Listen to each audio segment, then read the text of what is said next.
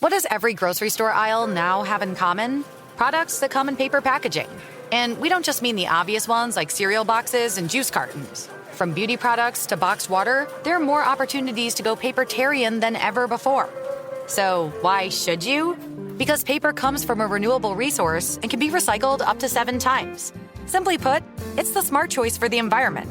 And it turns out, the easiest choice for you. Learn more at howlifeunfolds.com/papertarian. Get the champagne ready. The NBA Finals are here. Welcome to the NBA Finals. Let's raise our glasses and our rings to the 2 phenomenal teams left standing. My goodness! Here's to high-stakes action, to thrilling moments we can't miss. He ties the game at the buzzer! And to crowning our next champion. Here's a toast to the NBA Finals. The 2024 NBA Finals, presented by YouTube TV, begin Thursday, June 6th on ABC. It's time for a Big Blue Kickoff Live. Nobody can ever tell you that you couldn't do it, because you did. On Giants.com. You know what I saw? New York Giant pride. And the Giants mobile app. 17-14 is the final. 1 touchdown, we are world champions. Believe it, and it will happen. Part of the Giants Podcast Network. Let's go out there like a bunch of crazy dogs. Have some fun. And welcome to Big Blue Kickoff Live. This is Wednesday's edition. As always, it's presented by Cadillac, the official luxury vehicle of the New York Football Giants. So glad you could be with us. We're going to be here for the next hour to take your phone calls and talk about a rather interesting topic that came up the other day online, and we thought we would kind of toss it around here this morning. Our number is 201-939-4513, 201-939-4513. I'm Paul Dottino. He's Matt Citak. And again, we are here for the next hour. And as a reminder, if you're not catching this show live at 12:30 p.m. Eastern Time during weekdays, you can always catch an archive of all of our stuff on the entire Giants Podcast Network, the Giants mobile app, podcast platforms everywhere, and at giants.com/podcasts. Just first little order of business. The Giants had a walkthrough today, not an official OTA session, but just a simple walkthrough. If you're not in North Jersey right now, I can only tell you I'm sorry, because the weather is absolutely perfect. Beautiful day out. Gorgeous, gorgeous day. Sun-drenched field out there. Guys were in just T-shirts and shorts doing a simple walkthrough. Offense on one side, defense on the other side. And, hey, it's starting to happen. It's starting to happen. OTA practices will resume tomorrow. And then again on Friday, there's another one. Yep. As we continue to go through the process and get closer and closer to the season. But I tell you, Matt, it is so much better than a few weeks ago when we didn't have all these players in the building. I know. It is great. And tomorrow as well, the media will be in the building. So we will hear, I believe, from Coach Dable and a handful of other players. Yeah. I'm not sure who exactly is on the media schedule. But just like last Thursday, there will be couple press conferences, so it'll be nice to hear from some players on hopefully both sides of the ball.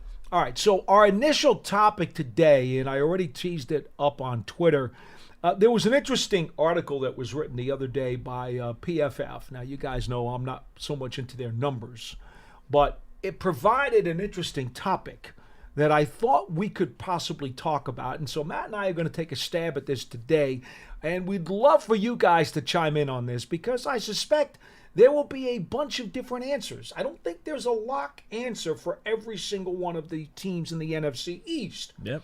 But what they did, they wrote an article, and they picked a comeback player of the year for the 2024 season for each individual NFL team.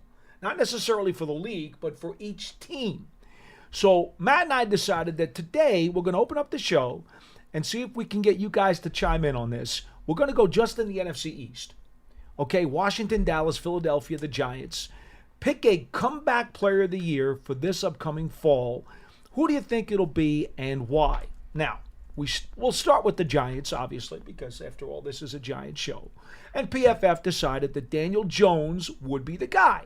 In spite of the fact that PFF is just full of negativity and likes to pick on everybody they possibly can, they decided that Daniel Jones would be the Giants' comeback player of the year. They talked about him having a very difficult season last year with all of the injuries and everything else that happened to him. They're believing It says here, I'm going to read their reasoning. It says here the former number 6 overall pick might not be a world beater this year, but expect more consistency than he exhibited a year ago. If nothing else, his 4.1% turnover-worthy play rate will probably look more like it did from 20 to 22. Adding Malik Neighbors to the fray is a reason to project upward trends. I'll be honest with you. In this particular case, given the fact that he ripped his ACL on the field in Las Vegas last season, and it basically derailed any possibility the Giants had of making a second-half comeback for the season. No disrespect to either Tyrod Taylor or Tommy DeVito, but I was on the sideline when Daniel got hurt. When he was leaving the field, it was very tangible. You could almost taste the sourness on that Giants sideline. Like, they were pointing to the fact that he was actually going to get back in the lineup and maybe could get on a roll and get the Giants to be competitive during the second half of the season. And as he went walking off the field, the gut punch that you felt like, oh man, this was going to be the spark that could possibly get this team going again. And when he left the field, it was like, boom. It was a thud. Yeah, and I mean, you could see it with, honestly, the way they played for the rest of that game. I mean, they went into that, when the Daniel Jones injury happened, it was a 7-0 ball game. They ended up losing 30-6. The offense, barely really struggled to move the ball down the field. They were stuck in the mud. And again, that was Tommy DeVito went into that game for the second consecutive week. He entered the game after the starting quarterback got hurt, because the week before was the Jets game where Tyrod Taylor got hurt and DeVito came in, and then Daniel Jones returned to the lineup, was starting, and obviously at the end of the first quarter tore the ACL, and then DeVito stepped in. But yeah, you could just see from the way they played in the rest of that game, it looked like the life just got sucked out of them, honestly. And it was a bummer, and it's unfortunate that it kind of was like foreshadowing for how the rest of the season would go, other than, obviously the 3-game winning streak that Tommy DeVito led the team on. But, I mean, which was pretty unexpected. I think that's a little fair to say. He gave them a shot of oxygen there for 3 weeks. He did. He brought them back into the wild card race for, heading into that Saints game. But, yeah, Daniel Jones, obviously, last year and again this year, he's the most talented quarterback on the roster. And when you removed him from the equation, and especially with Tyrod Taylor also hurt, it put the Giants in a, let's just call it, not ideal situation. And again, Tommy DeVito did end up stepping up. I mean, they lost, I believe the next game after the Raiders game was the Cowboys game Tommy DeVito's first start that they lost, but then was the 3-game winning streak, where Tommy DeVito played great. Not trying to take away anything from him. But my point just being, Daniel Jones last year, and I honestly think it'll be the same this year, he's the most talented quarterback on the roster. And he gives the Giants the best chance to win football games. Plain and simple. All right, so to be honest, as I sit here right now, I don't think either one of us are going to dispute Daniel Jones as potentially the Giants' comeback player of the year. I think we're both going to agree with that. Are we not? Yes. I only had a slight hesitation. I think the only other candidate for me would be Evan Neal. That's the other guy that I had in mind. Okay, we have not compared notes. And no, we have not. And I would agree that Daniel Jones would be the first option, but I would put it as sort of 1A and 1B, because honestly, I think the two of those players both have the biggest impact on the Giants' offense this year. If Daniel Jones can return to how he played in 2022, the Giants' offense will be significantly better this year than they were last year. And if Evan Neal doesn't even need to, be amazing this year. He doesn't need to take the year 3 jump that Andrew Thomas did. Andrew Thomas, after struggling in his first 2 seasons, although he did show some signs of life in the second season, year 3 was when he really took that leap and became an all-pro left tackle. I'm not saying Evan Neal needs to become an all-pro right tackle. If he can just improve his play to just decent, solid, consistent Pretty good. play. Pretty good. Pretty good. Doesn't have to be great Doesn't have or to be even great. good, just pretty Pretty good. good. If he can bring that to the right tackle position, it will go so far for the Giants offensive line because the Giants will take pretty good from Evan Neal at right tackle. Then you get to keep Jermaine Illuminor at one of the guard spots along with John Runyon.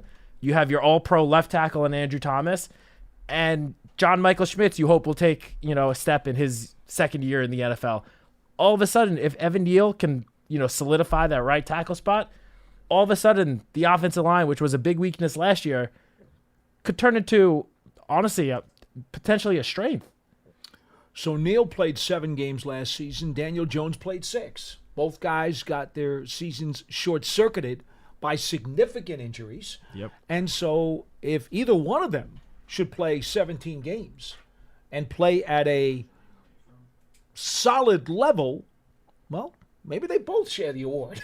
Yeah. I would be okay with that too. Same here. And I do just want to note that coming into this exercise, I think I slightly misinterpreted what you had told me yesterday afternoon. Okay. Because I was marking down, I guess, just most improved players or players that I just thought not necessarily, were bad last year and will be good this year, but just guys that could take a step in their development but not really talking about like a breakout season, but just take the next step in the development to provide some solid to good play. So the only other player I do want to mention in that, with that preface, is Jordan Riley.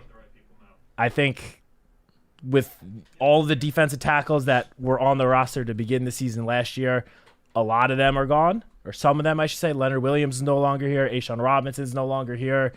Now it's Dexter Lawrence, and then that second spot next to Dexter Lawrence seems to be like an open competition for who might be able to earn that starting position between, Jordan Phillips, Nacho, Jordan Riley, DJ Davidson, maybe even Ryder Anderson. And Jordan Riley was a rookie last year, honestly didn't get that much playing time.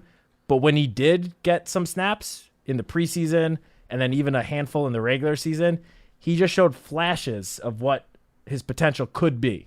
So I think he is a candidate this season to take the next step, given more playing time, and he could potentially, solidify himself as at least a, good rotational player, if not even more.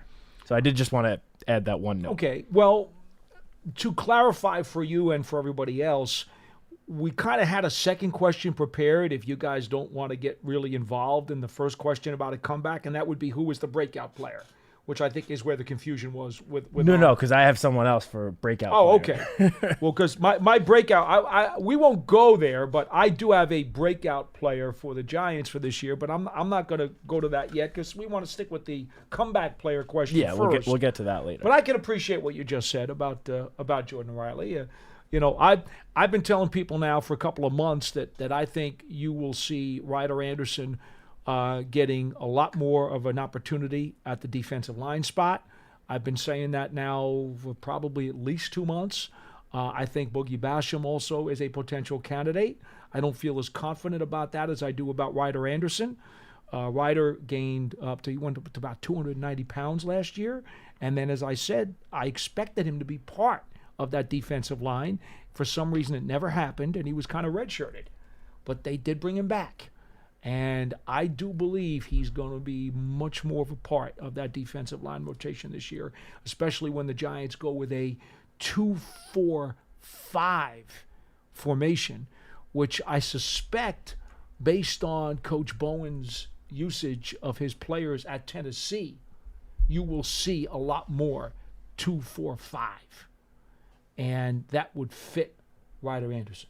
Yeah, I mean, he looked great in practice yesterday. I know, we were talking about linemen during OTAs. There's no contact, so it's a little tough to really get a good sense of, how well players are performing. But on at least one occasion, he was in the backfield for what would have been an easy sack during team drills. So excited to see, once they actually get the pads on in a couple months, excited to see, the potential step Ryder Anderson might take alongside Jordan Riley. Let's go to we got one phone call. We're going to go to one team, the Dallas Cowboys. Then we'll take our first phone call at 201-939-4513. Again, we're asking you for your comeback player of the year for each of the NFC East teams.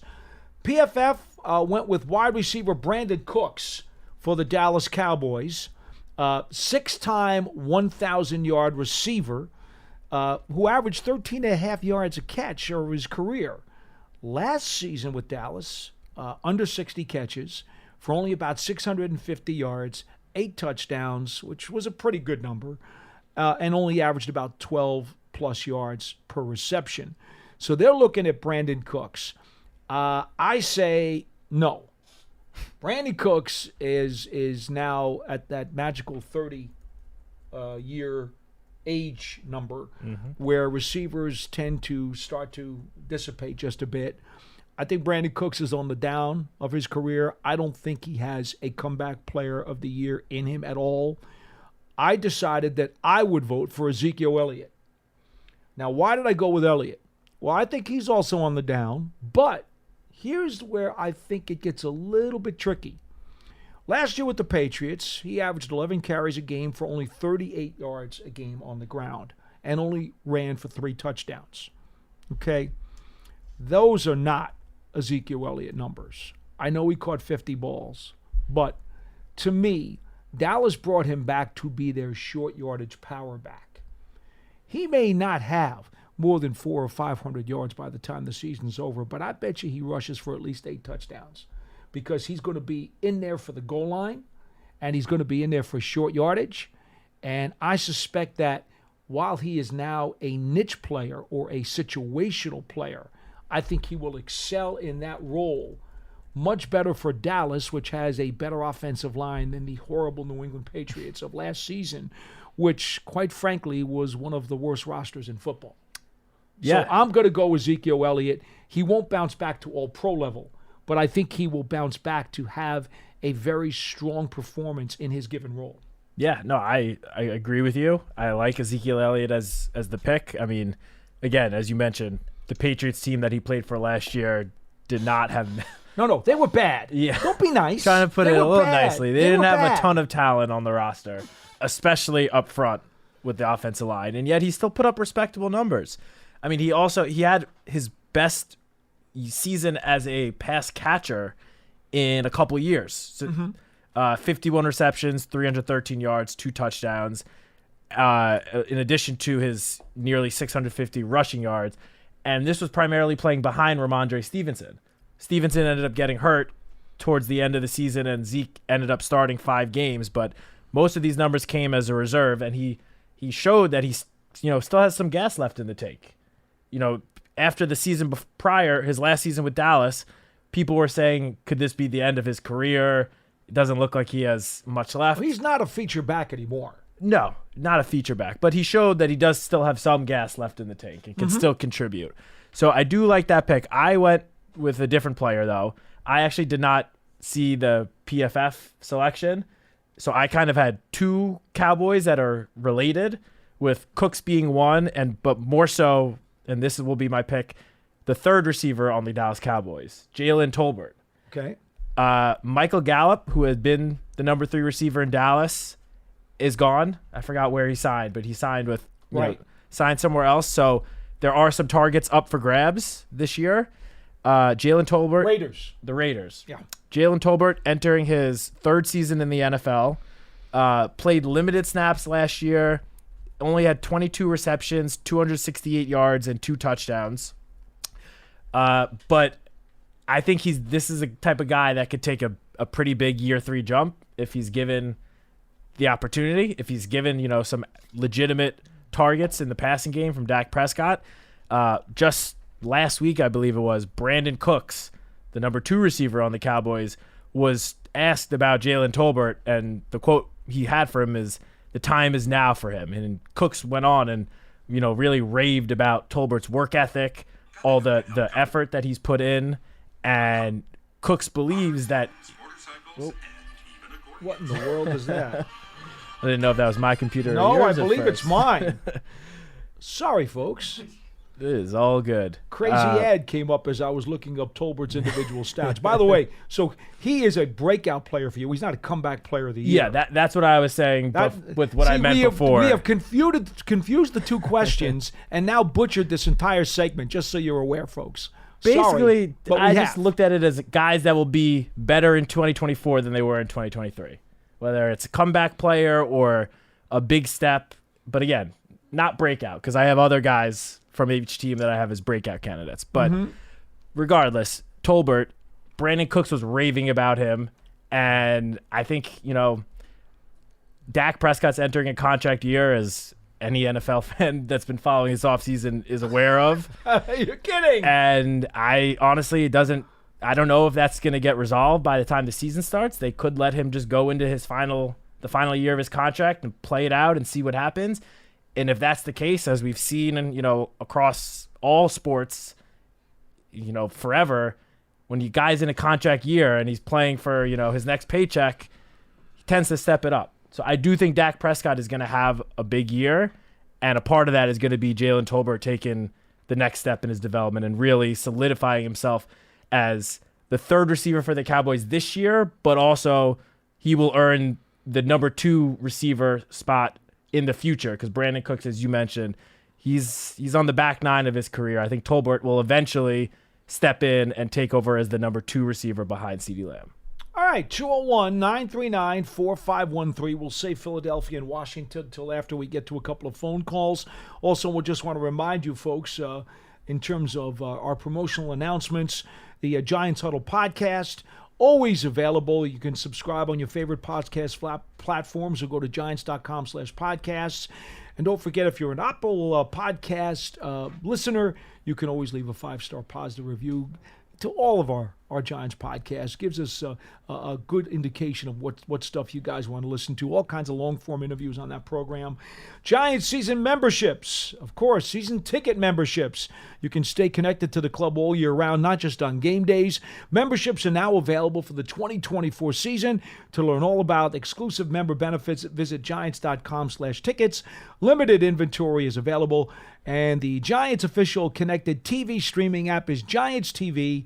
You'll get all original video content. Forget about game highlights, because there's no games going on right now. But you'll get all kinds of video content. And it is free on Apple TV, Roku, Amazon Fire TV, and the Giants mobile app.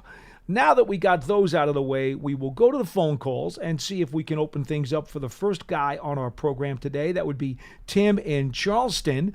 And you're on BBKL. Hello. Hey, Paul, Matt, how you doing? What's going on, man? Good. What's up, Tim? I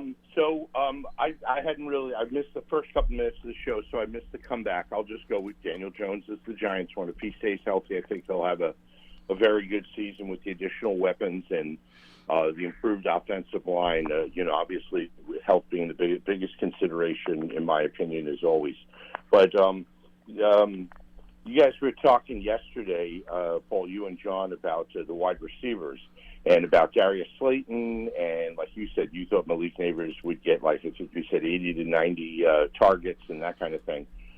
And I agree, but the question of like John said, the balancing act of the top 4 or 5 wide receivers, of course, assuming they're all healthy, because if somebody gets hurt, then there's no musical chair, so to speak. Mm-hmm.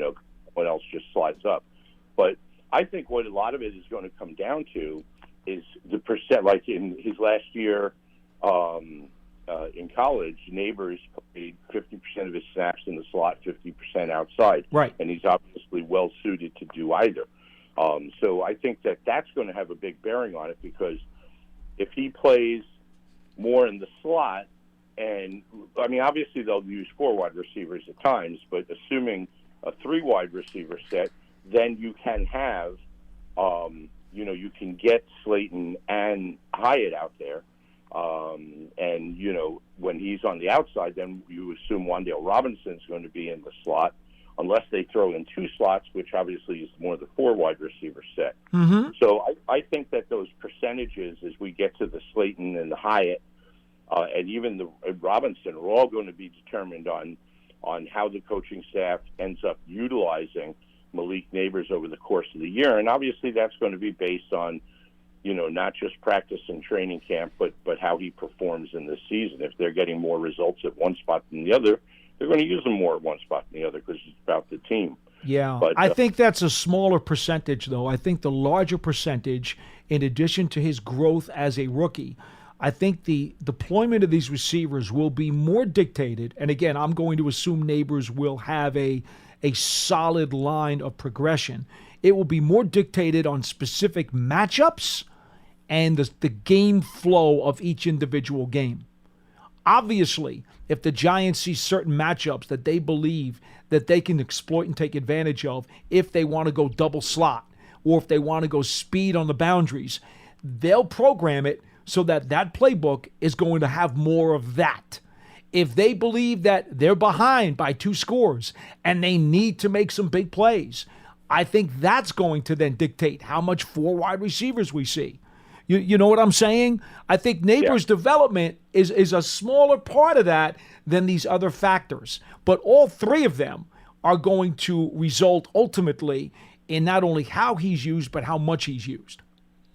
And that is certainly, assuming that you're right and he gets, depending, I mean, the number of targets, obviously, there's so many variables in that. Mm-hmm. But it simply plays a large percentage of the snaps, 80 to 90%, or at least over, I would think he'd be on there for over 75, unless for some reason they don't use him much at the beginning. Well, you hope so. You hope he picks it up quickly enough that he can be. Yeah, I mean, I want to see him over 90 myself, but it's good that Slay came back, and started working with the other guys. I'm so glad, by the way. I know that the Giants photographers had put out photos from yesterday's practice. At the time we were doing the show, we could not tell you that because the photos had not been posted yet. But once they posted the photos, John and I were like, oh, great. I'm glad they posted those photos because now on tomorrow's show, we'll be able to tell people that Darius Slayton is here and practicing.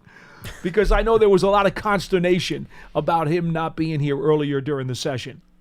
Yeah, and I'm curious to see how much Dable and Kafka use kind of either a bunch or even just 2 like slot receivers lined up back to back. Mm-hmm.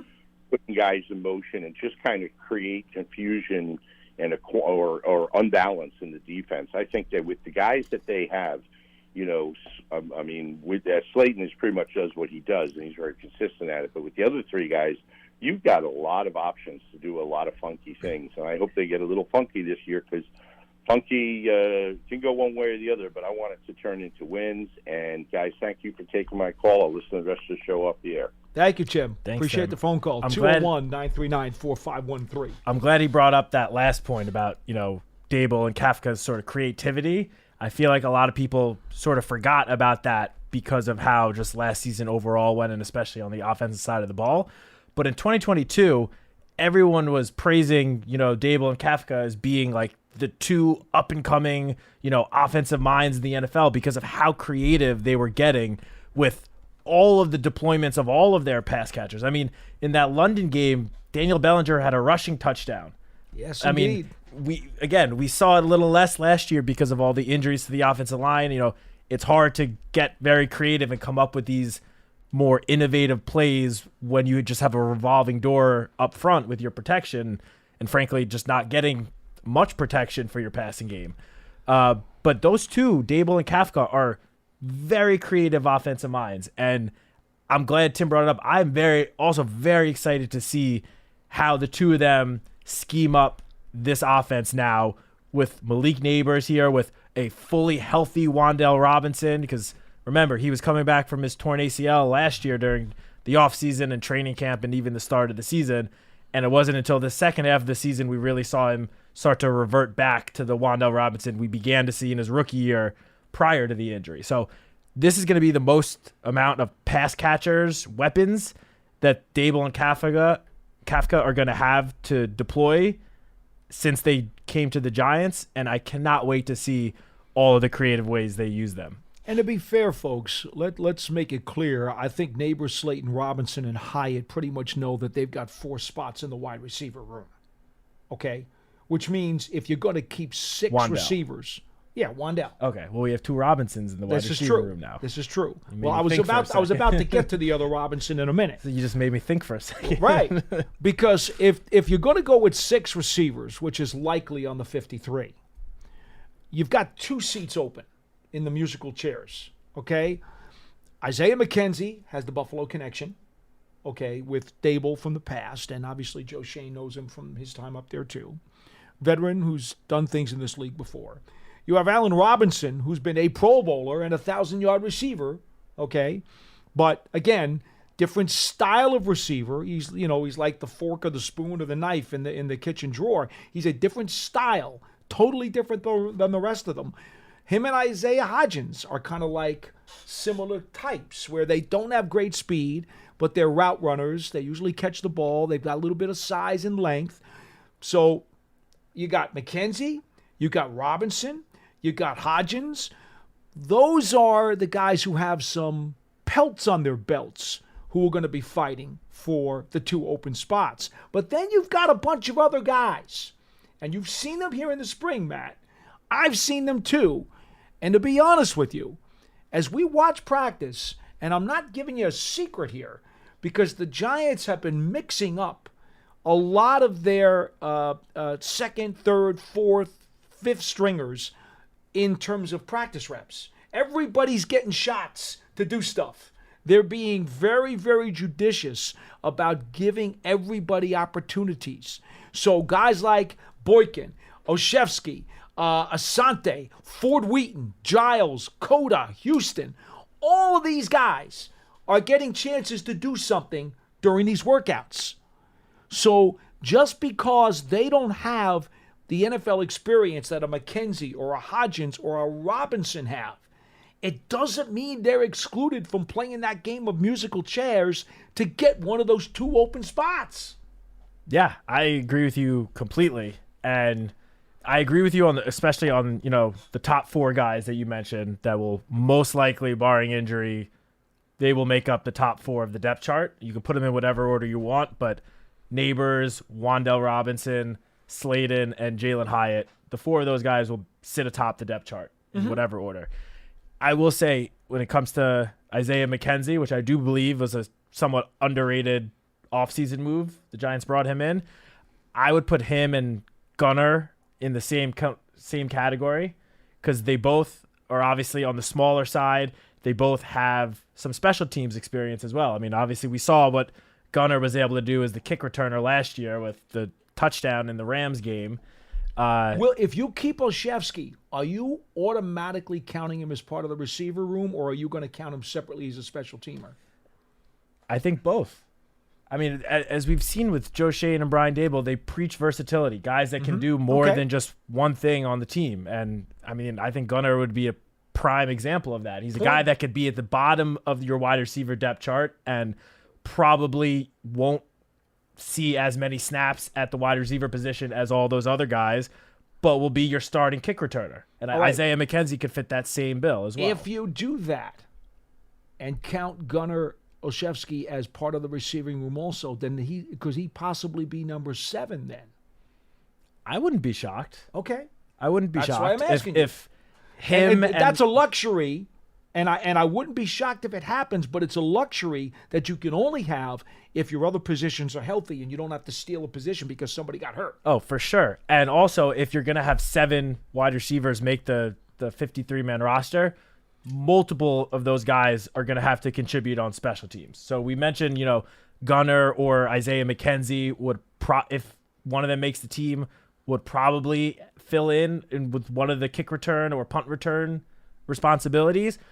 I could also see one of them making it and someone, like Bryce Ford Wheaton making it as the 7th receiver, and he also then serve as the gunner on punt returns and serve on, kickoff duties. I'm high on Bryce Ford. I mean, I thought he was on the 53 last year until he got hurt. Yeah, I really did. I mean, and a big reason why most people believed he was on track to make the team was partly because of how well he was playing on special teams. Mm-hmm. He was contributing at the gunner position and playing really well, and that was showing the coaching staff, all right, even if he doesn't, get on the field right away as a wide receiver, we can still count on him to contribute on special teams.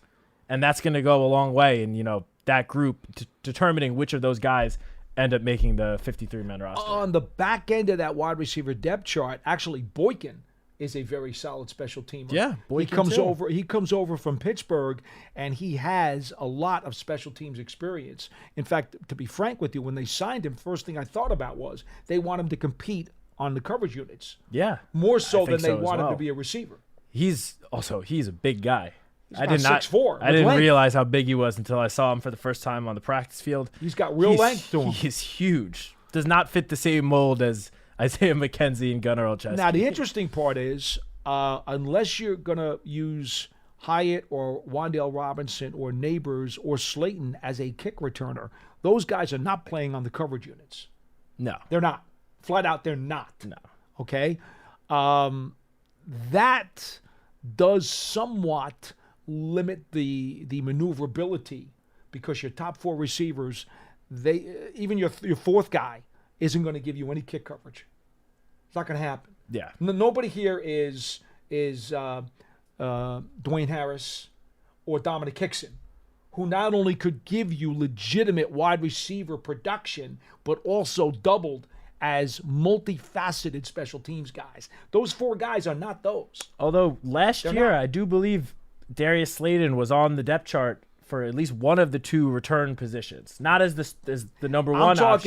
I'm talking about multiple special teams where you can be on kick coverage in addition to returning. Yeah. None of those guys are on coverage. None of those guys are going to be on coverage. They're not. You're right. They're just not. But Slayton, again, last year was on the depth chart at, I forgot if it was kick return or punt return or both, but he was on the depth chart, so he was one of the options there. And I said this on the show with John, I believe last week at some point, but I wouldn't be surprised if not all the time, but sparingly, Malik Neighbors was used on the return, on kickoff return or punt return. If it's a situation, and I said this last week, towards the end of the half or towards the end of the game, and you really need a big return. Well, like they why not put your potentially your best player with the ball in his hands back there and let him see what he can do. See if he can, spark a big run and then set something up for the offense and move down the field in a short period of time and potentially score. But you're right. That I'm talking just return duties, not kickoff coverage. Those 4 guys are not going to be on the kickoff coverage. Yeah, the Giants were very blessed to have guys like Dwayne Harris and Dominic Hickson here for several years, because they could do all of the special team stuff. And there's a lot of value in kick coverage, especially not knowing what the kickoff return is going to provide the National Football League this year. All right, we go back to our initial question. 201-939-4513 is our phone number. The lines are open as we go to the bottom of the hour. PFF for the Philadelphia Eagles said that safety C.J. Garner-Johnson would be their comeback player of the year. We know he was injured last season with Detroit and has now come back to Philadelphia. And they decided that after playing only 291 snaps because of a torn pec, that he will do a lot more with the Eagles this season. I decided that was not going to be my guy. Same. My comeback player of the year for the Philadelphia Eagles was wide receiver Paris Campbell, who was very, very quiet in his one season here with Big Blue with the Giants. 20 receptions for only about 100 yards, no touchdowns. This after a 2022 season with the Colts, where he caught over 60 balls for over 600 yards.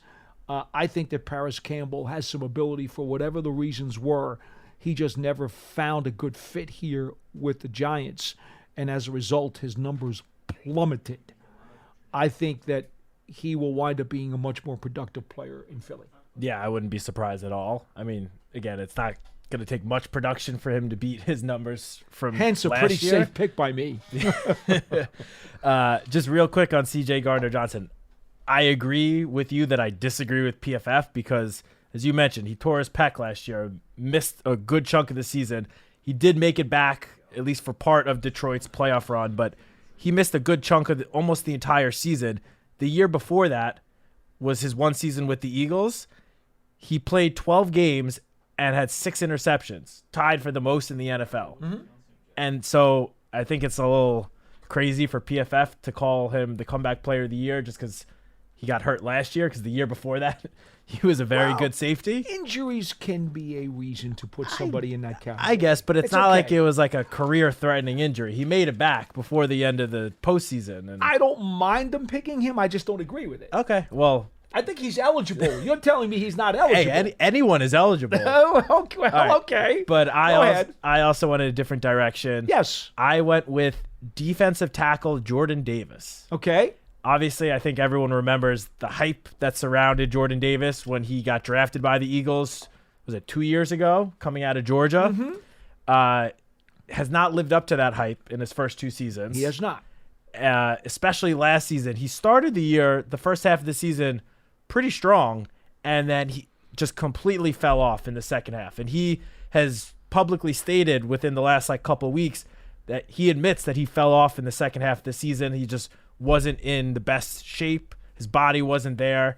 And I don't know if anyone else has seen these photos online from the last couple of weeks, but he was photographed at some Philadelphia bicycle charity event. Okay. And he looked like a different person. Did he? He looked significantly slimmer, slimmed down. He looked like he was in amazing shape.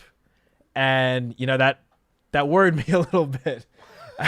Our biggest rival, I would rather see him looking a little out of shape. But in addition, the Eagles made a big move on their coaching staff this offseason, bringing in Vic Fangio as the defensive coordinator, who he left the Miami Dolphins in the same position. He clearly just wanted to go back to Philadelphia, where he was serving as a consultant the year before. But Fletcher Cox retired. He sure did. He was a stalwart on that defensive line. What a shame, by the way. Fletcher, enjoy retirement. Don't let the door hit you on the way out.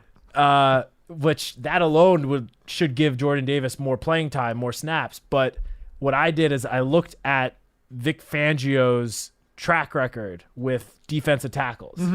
And if we get to the breakout player later, the same reasoning will go behind that. Okay. But Vic Fangio has just gotten great production out of defensive tackles, going all the way back to when he was the defensive coordinator for the Bears prior to, his first head coaching job, or his only head coaching job with the Broncos. He was the one that really got Akeem Hicks's career up and running. Akeem Hicks had not really done much in his first, I believe, 3 or 4 seasons in the NFL. He went to the Bears. I believe his first season with the Bears was before Fangio got there. And then in his second season, once Fangio was there, is when he really took off. I mean, he had, I believe it was 3 career sacks or prior to Fangio getting there, or something like that. And then he had between 6 and 8 sacks in the following 3 seasons when Fangio was there. And, even last year, his one season with the Dolphins, Christian Wilkins took a huge step, which led to him signing that monster deal with the Las Vegas Raiders. Again, defensive tackle playing under Vic Fangio. So more of that Vic Fangio reasoning goes towards my breakout player, but it also still holds true for Jordan Davis and him and Jalen Carter, who, foreshadowing, that is my breakout player for the Eagles. The two of them, I'm a little worried that they could combine to form just a lethal duo on the interior defensive line. Coming out of school, both guys had that kind of potential. But quite frankly, when you don't give 100% on every play, that kind of production does not come out on the field. So we'll have to see, because that's internal. That's got to come from inside. No matter what the scheme is, it's got to come from inside the guy's chest. 201-939-4513 is our phone number. Let's go to the lines. Jeff in Rhode Island, you're next on the show. Hello. Hey, Paul. Hey, Matt. Hi. How you guys doing today? Good to talk to you. Jeff. Good. Paul, I know we both thought that Darian Beavers had quite a bit of potential. Sure did. Until he injured his knee. I'm still hopeful. Yeah, I'm still hopeful. He's been out here. He rehabbed all last season, was on the practice squad. Obviously, coming off of the torn knee, he was doing everything he could to get his skills back. We're not going to really know, where he stands, I think, until July when training camp starts. Yeah. And we're going to have to get a good look at him again and see if he can pick up where he left off 2 years ago. You know what they always say about those shredded ACLs? it's a full year before you can come back and be close to what you were supposed to be. So let's see. Yeah, well, hopefully that'll be the case, and that leads me to my comment about Daniel Jones saying that he feels he's going to be ready for, opening day and whatnot. I mean, he's only 6, maybe 7 months out from his surgery. Different position. Well, I understand that. I know many a quarterback, wide receiver, or anything. Many a quarterbacks have come back from torn ACLs in less than 9 months and been able to perform.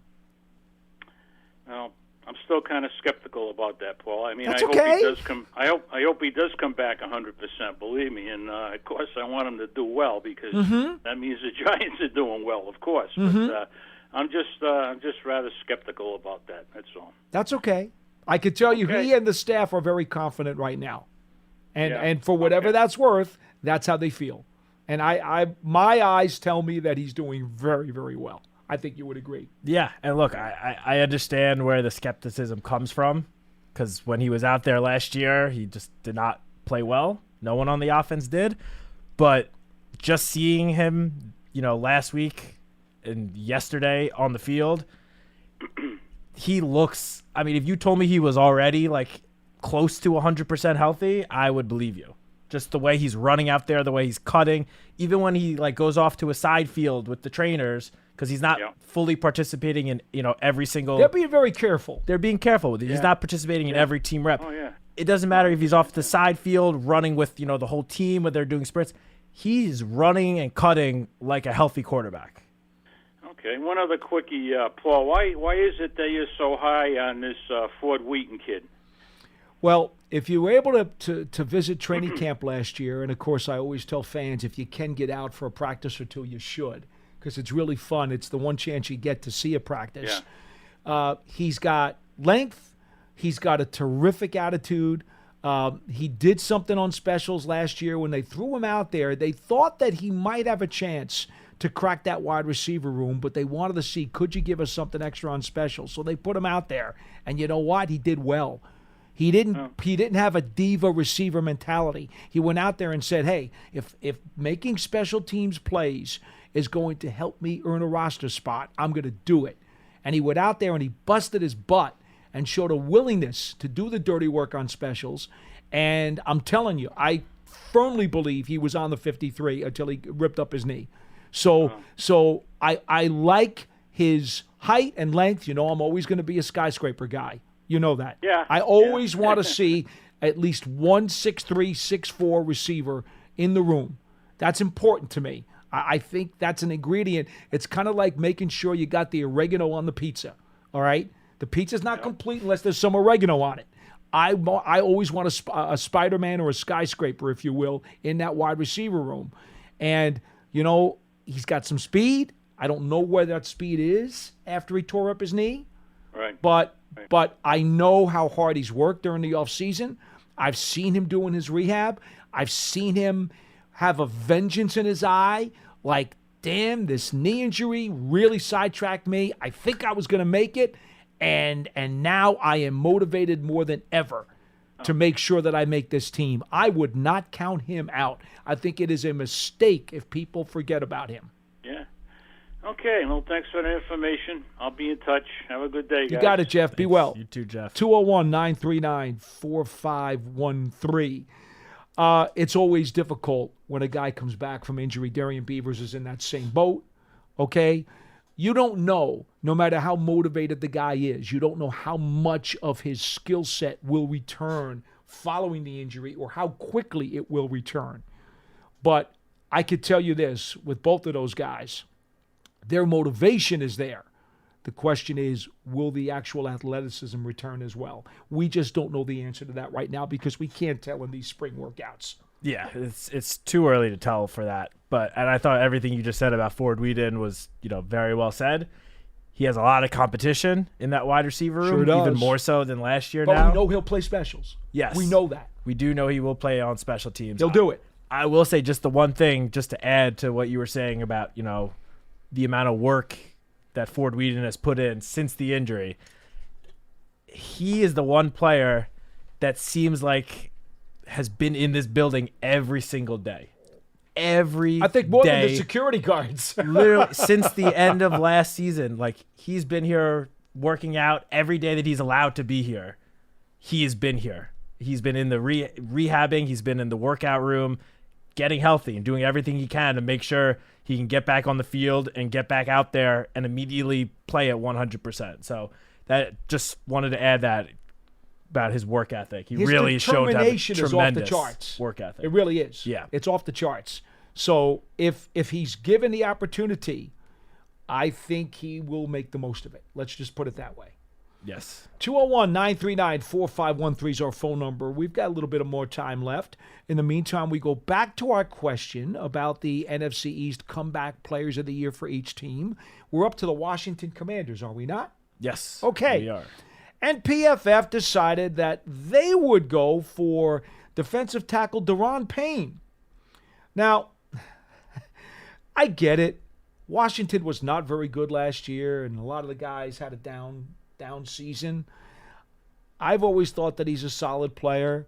They went and traded a bunch of guys for the second half of the year, and so he was kind of on an island in the middle of that defensive line. And when you don't have your compadres with you, people can now concentrate on you, and they can beat you up, and they can make you less effective. They went with Daron Payne. I'm not going Daron Payne, in case you didn't figure that out. I'm not going there, okay?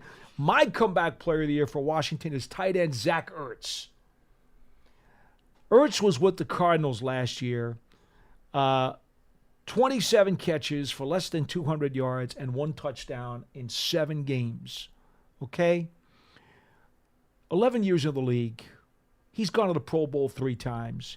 He's had 4 seasons of over 70 catches and a year with over 100 catches.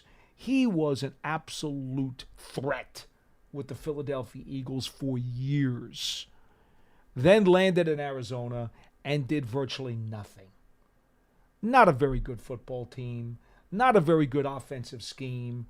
He was in and out of the lineup for various reasons, which we all know about. So I'm not going to go there. Simply to say, his production last year, I get it. He's in his 30s. You're going to say to me, Paul, why do you say that? Well, you know why I say it? Because he's always been a receiving threat throughout his entire career. He has proven that time and time and time again. He is the safety valve for a quarterback who desperately needs one. He's still their starter as it stands right now. I believe Ben Sinnott is going to be there too. Yep. But Ertz is the starter. I say that Zach Ertz in a full season with the Cardinals, maybe he's not going back to a Pro Bowl, but I'd be very surprised if he doesn't catch at least 50 balls this year for them.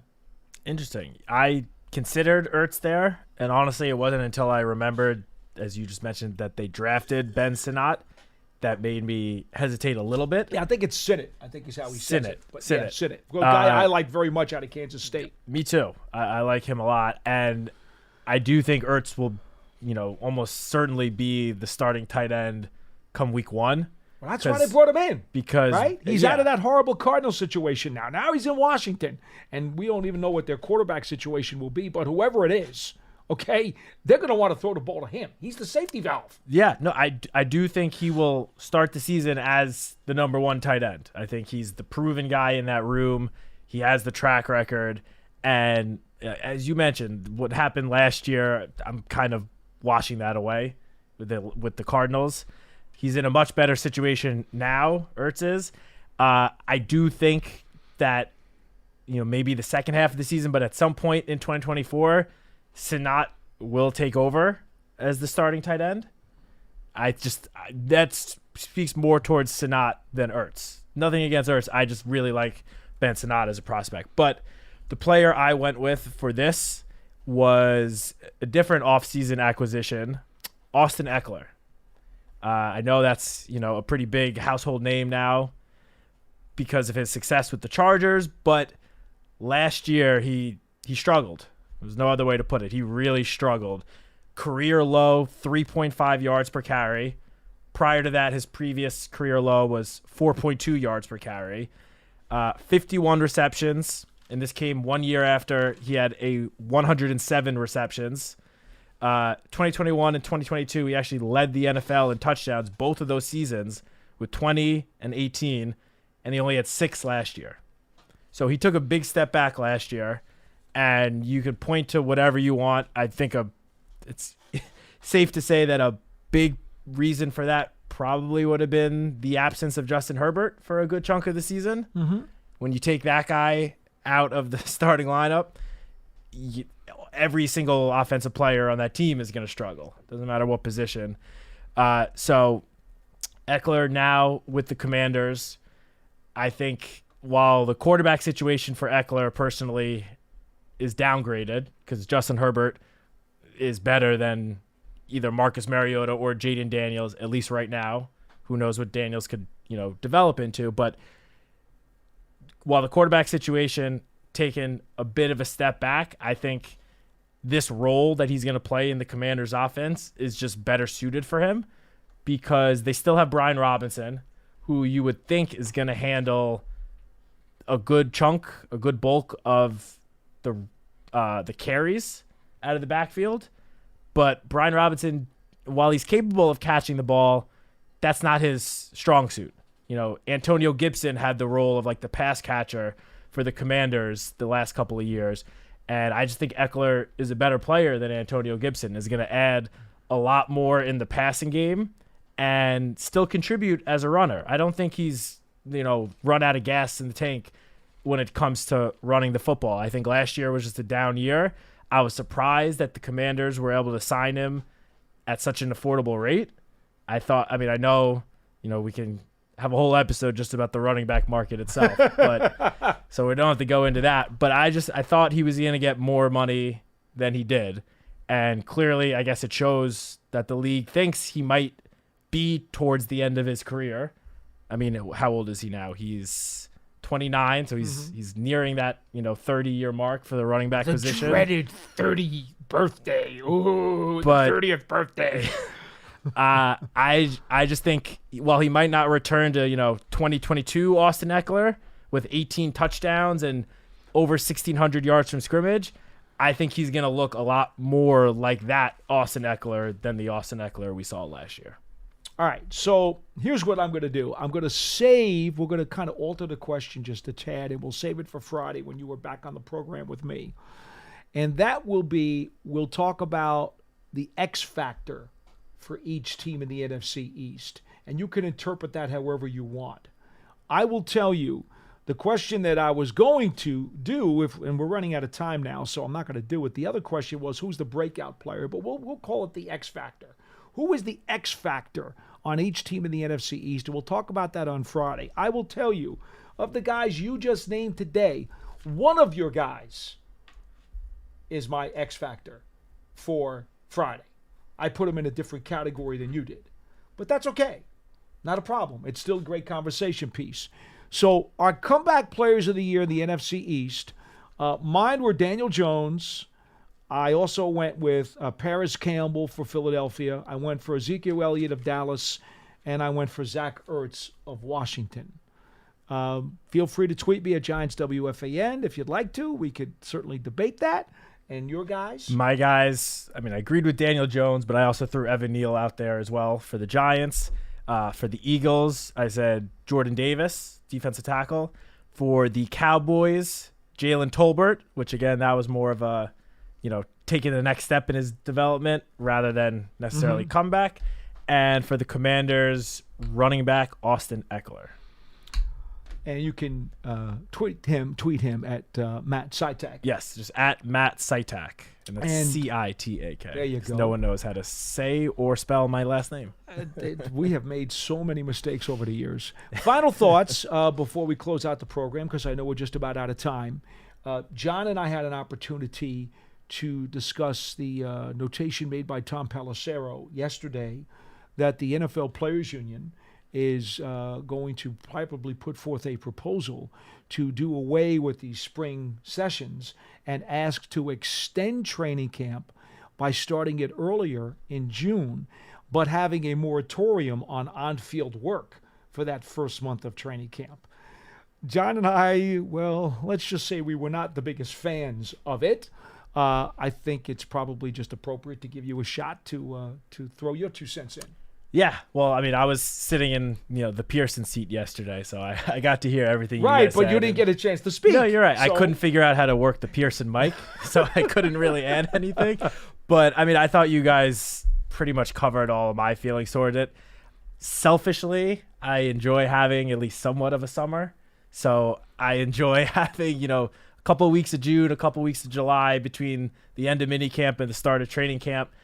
And to just have a little bit of downtime before the grind of the season begins. Because while, our grind is not nearly the same as the actual football team's grind, it's still a lot for us. So just selfishly speaking, I wouldn't like things to sort of stay the same in terms of the schedule. Yeah, the offseason seems to get shorter and shorter. Yeah, it really does. Because, even if these changes do occur, while the team may not be here in April or May, we will still be here because there's still all the normal offseason stuff that's going on. So it's not going to make much of it's not going to help us in terms of break. Like, we're just going to lose more of our summer break.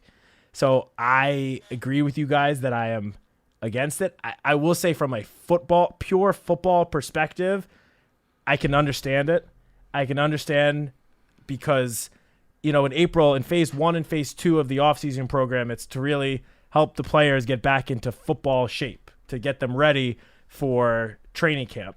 And I can understand it does make a little bit of sense to have that start in the lead up to training camp, and then so they get their bodies ready and then just dive right into it.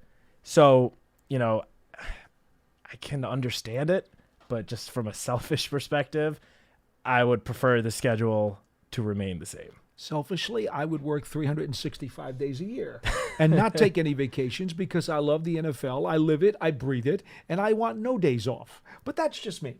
That's fair. I love the NFL too, but my new wife would not be happy. I understand. and congrats to Matt, by the way. He has added to his family. He now has 2 instead of 1. Yes. Thank you, Paul. I also there was one other thing I just wanted to touch on that you guys talked about yesterday. Yes. And I really wish I could have figured out the Pearson mic for this moment was when you guys were talking about, obviously the subject of yesterday was most improved teams and teams that could take a slide back. There was only one team mentioned that I strongly disagreed with. So I just wanted to take a quick second to mention this. I do not think the Los Angeles Rams are going to take a big step back or even any step back. I understand losing Aaron Donald is a big blow. I mean, he's probably been the most dominant defensive player in the NFL since Lawrence Taylor to start his career. And there's no replacing him one player for one player. But, and you guys didn't mention this guy yesterday, Colby Turner, who was the defensive tackle alongside Aaron Donald last year. Good. He had 9 sacks as a rookie and finished 3rd in Defensive Rookie of the Year.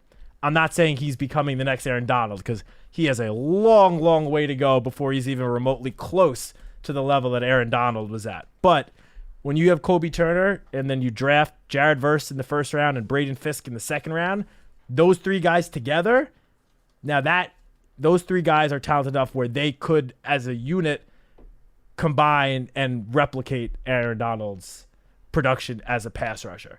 Now, they still have other holes on the defense. You guys were definitely nailed it on the head with that. But I just talking about their pass rush, I really don't think their pass rush is going to take a big step, if any step back, because of the presence of those 3 guys up front. You might have to wait till 25 for those 3 to really reach any type of level that you're talking about. It's a lot to ask for all 3 of those guys to be knocking on all cylinders right out of the box. I'm not saying all 3 are going to, all become all pros this year. That's not happening. But I do think it benefits the Rams that Jared Verse and Braden Fisk were teammates at Florida State together. So they've already played together. Understood. Obviously, totally different defensive system now and scheme, new teammates around them, but they do have some history of playing alongside each other and playing with each other and playing off of each other. And I think that will benefit them as soon as this rookie season of theirs. I'm glad you got that off your chest. Thank you. You want to say hi to the new bride? Hey, Allegra. Hello. I don't know if I don't know if she's gonna make it, this far into the episode when she watches it later. But she may not. She may not. But at least she knows that you were working hard today. Yes. Very much so. For Matt Citak, I'm Paul Dottino. That'll do it for this edition of Big Blue Kickoff Live. Jot down the number. Again, we are here every weekday, live from 12:30 p.m. till 1:30 in the afternoon Eastern Time. 201-939-4513. And don't forget, you can catch an archive of today's episode of Big Blue Kickoff Live, presented by Cadillac, the official luxury vehicle of the New York Giants, on all of your favorite Giants platforms everywhere and at giants.com/podcasts. We'll see you next time.